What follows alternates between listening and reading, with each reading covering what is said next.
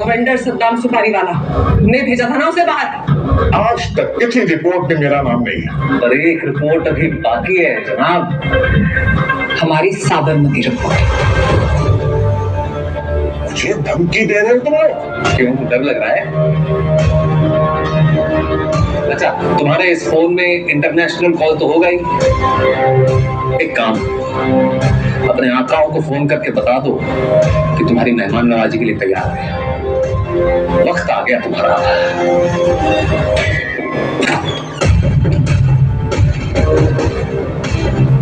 हबीब साहब का सामान पैक कर दीजिए। कहाँ जाना है आपको?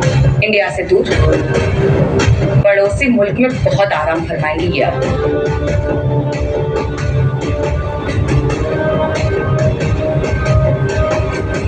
उस रोज इतना तो समझ में आ गया था कि झगड़ा कौमों का नहीं था, वरना मेहरूनी सा हमें उस आदमी तक कभी नहीं पहुंचाती जिस तक हमारा अपने आप पहुंचना नामुमकिन था।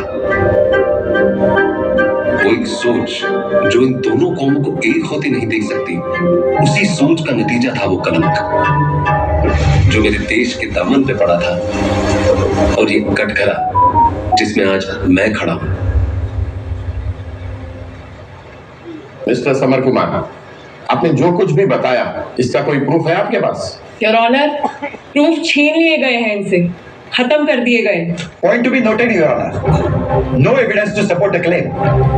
योर ऑनर, जैसा कि हम सब जानते हैं, मिस्टर समर कुमार एक हिंदी पत्रकार रह चुके हैं और उसमें भी हिंदी फिल्मों की रिपोर्टिंग किया करते थे। तो क्रिएटिंग स्टोरीज इनका पेशा रह चुका है। अब हिंदी पत्रकारों को कितनी तवज्जो मिलती है, वो बेचारे तो बस मौका ढूंढते रहते हैं कि कुछ बोल पाए, कोई उन्हें सुन पाए। तो आज मौका मिल गया, वो बोल रहे हैं। मिस्टर समर कुमार, आप पर जो चार्जेस लगे हैं, डू यू डिनाई देम? आप अपनी सफाई में कुछ बोलना चाहते हैं? अब मैं क्या ही बोलूंगा जज साहब, मेरे तो बोलने का भी मजाक बना दिया है सर ने। हाँ, हूं मैं हिंदी वाला, और मेरे जैसे करोड़ों लोग हैं जो हिंदी ही बोलते हैं और समझते भी हैं।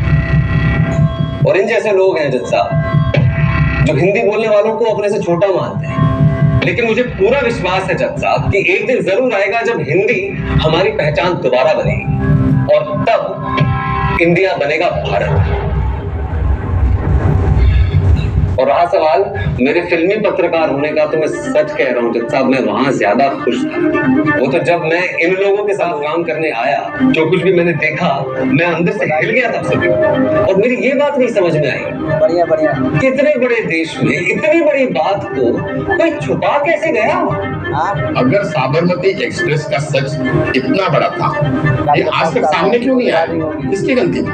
मेरी। सबसे पहले मेरी गलती थी जज साहब कि मैंने आज जो किया वो तब क्यों नहीं किया। फिर गलती थी उन चंद लोगों की जिन्होंने अपने मकसद के लिए उस भीड़ को उकसाया। फिर गलती थी उन 120 करोड़ देशवासियों की जिन्होंने उस आग को तो देखा लेकिन उस चिंगारी को नहीं देख पाया।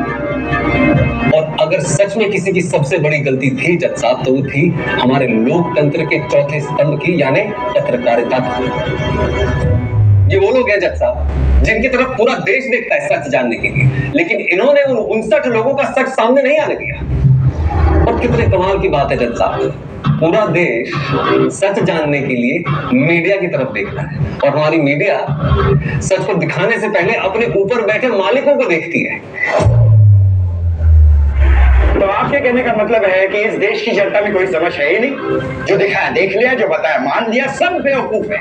सर, उस देश की जनता जिनके लोगों ने साइकिल के पहियों पे सैटेलाइट के पुर्जों को ढोकर देश को अंतरिक्ष तक पहुंचा चुके हैं, मैं उन लोगों को बेवकूफ बोलने की गलती कभी नहीं करूंगा। इतने सालों की गुलामी के बाद भी हमारा देश पूरे विश्व में सबसे बड़ी डेमोक्रेसी है जज साहब। पूरे विश्व की नजरें हम पे हैं और हमारी नजरें सितारों पे हैं। इसलिए कोई भी मीडिया, कोई भी जर्नलिस्ट सच को हमेशा के लिए दबा नहीं सकता। एक समर कुमार हार जाएगा, दूसरा आएगा।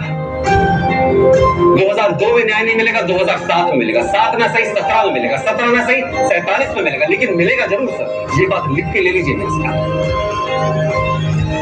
इस बदलते हिंदुस्तान में सब कुछ बदल जाएगा, लेकिन सच को कोई नहीं बदल पाएगा सर। और इस बदलते हिंदुस्तान में लोग अब कानून को भी अपने हाथ में लेंगे, जैसे आपने लिया। नहीं सर, कानून पहले भी ऊपर था और हमेशा से ऊपर ही रहेगा। अब अगर आप मेरी बात करें जज साहब, तो मेरे पास भी अगर कोई ठोस सबूत होता अपने लिए, तो आज कानून की नजरों में मैं कुछ और ही होता, लेकिन मैं गुनहगार हूं। लेकिन अगर आप मुझसे पूछें तो मेरा सबसे बड़ा गुनाह यह है कि मैंने अपने अंदर की संवेदना को मरने नहीं दिया। 59 लोग मुझे हमेशा अपने घर के ही लगे, इसीलिए मैंने सोचा कि लोग उनके बारे में जाने। हमारे शास्त्रों में लिखा गया है जज साहब कि मनुष्य का जीवन सबसे मुश्किल से मिलता है। लगभग 84 लाख योनियों को जीने के बाद मिलता है मनुष्य का जीवन, और उस जीवन को ऐसे जला दिया जाए और उसके बारे में इतनी सी भी बात ना हो। इतना तो हफ्ता उनका जज साहब। अगर कोई अपने बाथरूम में भी फिसल के मर जाता है तो अगले दिन अखबार के किसी कोने में उनकी एक छोटी सी तस्वीर और न्यूज तक छप जाती है। और यहाँ इतने सारे लोग जल जाते हैं जिनमें ज्यादातर लोग महिलाएं और बच्चे थे, उनके बारे में इतना सा नहीं लिख पाया कोई।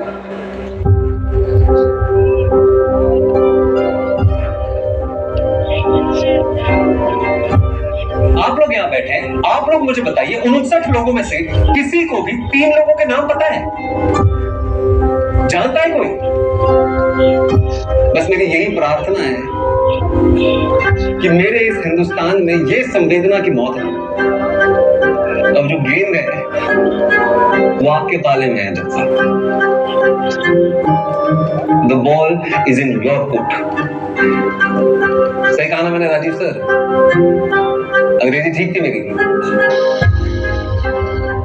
मिस्टर समर कुमार, आपने जो भी कोर्ट को बताया, अगर वाकई वो सच है तो पूरा देश उम्मीद करेगा कि सच सामने आए। रिस्पेक्टिव अदालतें जहां भी साबरमती एक्सप्रेस केस की सुनवाई हो रही है, वो उसे सबूतों के साथ बाहर लाए और पूरा का पूरा सच उजागर करें। जैसा आप कह रहे हैं जज साहब, मैं भी वही उम्मीद करता हूँ कि ऐसा ही हो।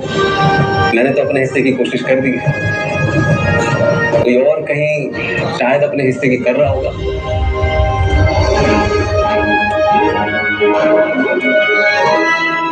Good evening, viewers, and welcome to EBT News Special, the Sabarmati Report. I'm Amrita Gill. We are not a small country by any stretch of the imagination.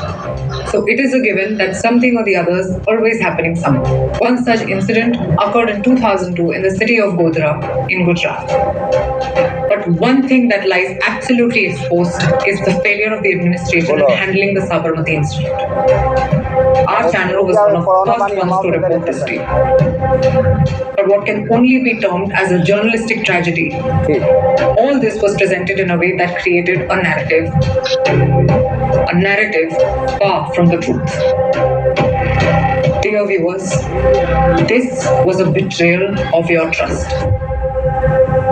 5 years later, we did a follow-up investigation, and what we have for you today are some facts. The 59 victims who were denied much more than justice. They were denied their right to be heard.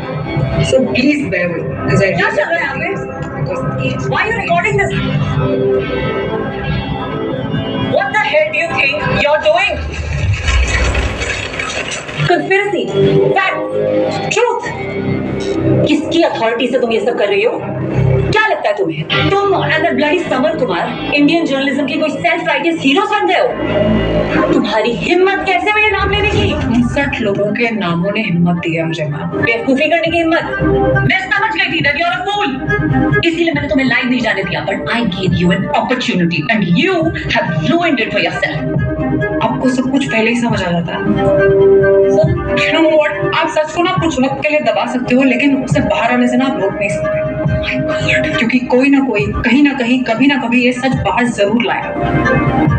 आप ही कहते हो journalism is not a sprint, it's a marathon. I don't need to know what journalism is from you. Of course.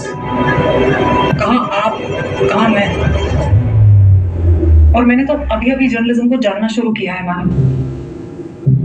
लेकिन मैं एक चीज अच्छे से समझ गई, that justice delayed is justice denied, and you have delayed it perfectly well. This is my resignation. Thank you very much. Journalism is a marathon, Amrita. You're going to regret this. आपको याद है ma'am, आपने एक बार बोला था that you don't remember anybody's names till they do something great. आपको मेरा नाम याद होगा?